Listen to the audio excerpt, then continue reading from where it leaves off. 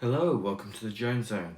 Again, starting this week in the studio, so using my phone, so it's a different setup. Let me know which you prefer, phone or camera.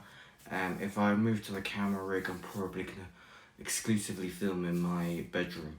But yeah, so today we're going to do my top 5 video games. I guess slash franchise, but you'll see what I mean by that. But before we do, don't forget to leave a like, comment, and subscribe. Check out the Facebook link, the Patreon link. Any way you can help support the channel means a great deal to us, especially me. It helps us to grow the channel. It keeps the motivation driving in us to keep bringing you the best content possible. So let's get on with the video.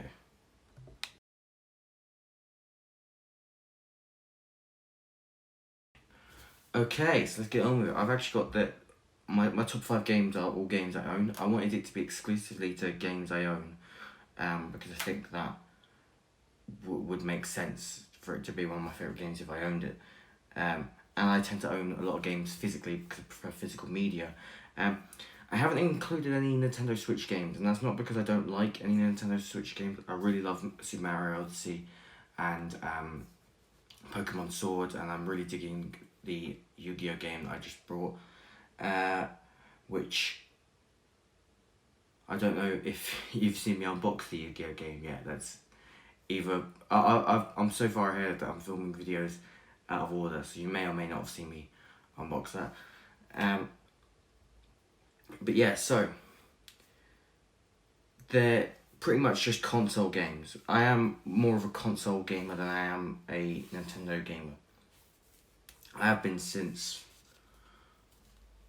sort of late primary school. I used to be massively like Nintendo and Sega. I had a Sega Mega Drive.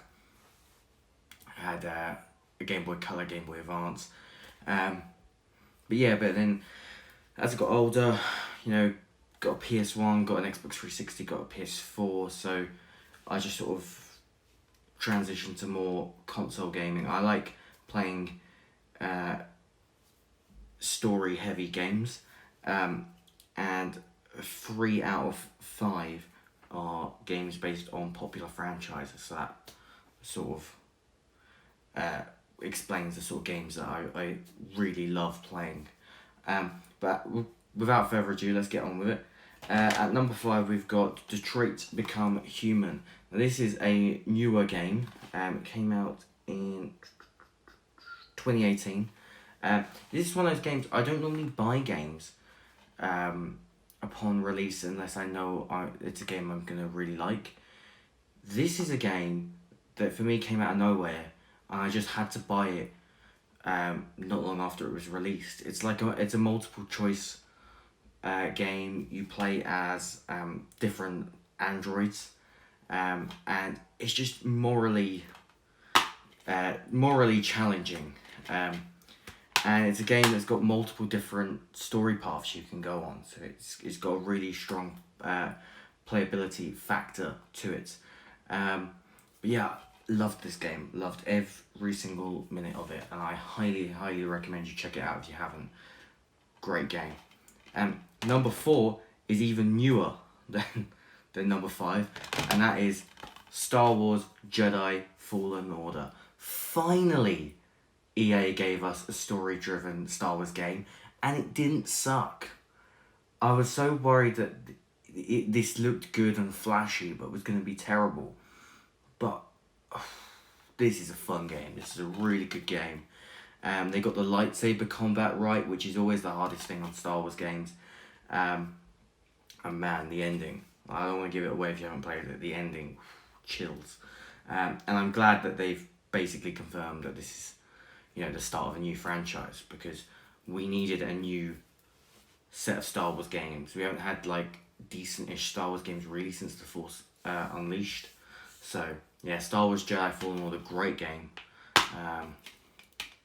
Yeah, highly recommend it. I wish I got the big fancy deluxe edition, but I was worried. I was worried this was going to be bad, which is why I didn't get the fancy version. Instead I got the fancy version of Pokemon Sword, which came with a steelbook, because I knew that was at least gonna be pretty good.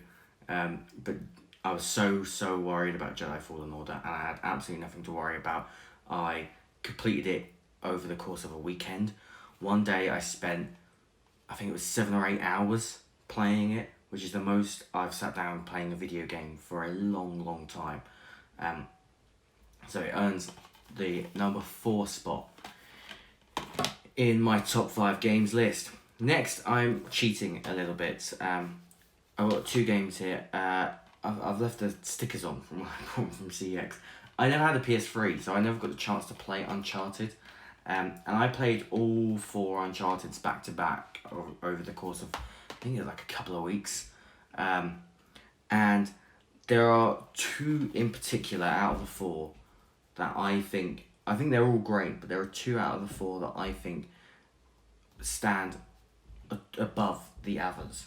And that is Uncharted 2 Among Thieves and Uncharted 4 A Thief's End. That's why I got them both here. And that's why I couldn't pick between the 2. They're both in my number 3 spot. I love all 4 Uncharted games, but Uncharted 2 and Uncharted 4 in particular are exceptionally good. And the graphics on Uncharted 4 is ridiculous.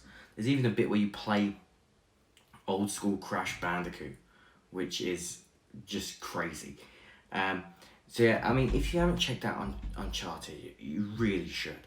Like, they're making it into a movie now. It's the game that I've been saying they should make into a movie for a long time, for the sheer fact that it's basically Indiana Jones without having to reboot or make another Indiana Jones movie. Yeah, Uncharted, these are great games. It's 2 and 4, I think, are the highlights, and they are my number 3 spot. Number 2 is another quite recent game, and that is the newest Spider-Man game on the PS4. This was a game changer for Spider-Man video games. We hadn't had a good Spider-Man video game for ages, and this is absolutely mind-blowing. This is such a good game. I cannot wait for Spider-Man 2. Insomniac absolutely knocked it out of the park with this game. It was the first game for a long while that I completed 100%. Like, I just wouldn't stop until I'd completed it 100%. And I haven't done that since my number 1 game, which we'll get to. The story was great. It had a really touching Stan Lee tribute. Just such a good game. Love this game. It's such a shame that I had to factory reset my PS4 because I lost the save file for this. It was one of the ones that lost. I lost the save file for this, lost the save files for these, lost the save file for that, and I lost the save file for that. Luckily, like all the trophies I'd earned and stuff was still there, but yeah, I have to replay them all. Which means if I want to get this back up to 100%, I've got to replay it again. Which is fine. I did buy the what are they called? DLCs, which I hope I don't have to fight to get those back. But yeah, that's my number 2 game. Number 1 is, I've got 2 up here again. However, only one of these is my true number 1. I just want to preference by saying, I know this is a great game, Batman Arkham Asylum. I know it is. And it was the game that sold me on the Arkham franchise. But I just think Arkham City really takes the top spot over it.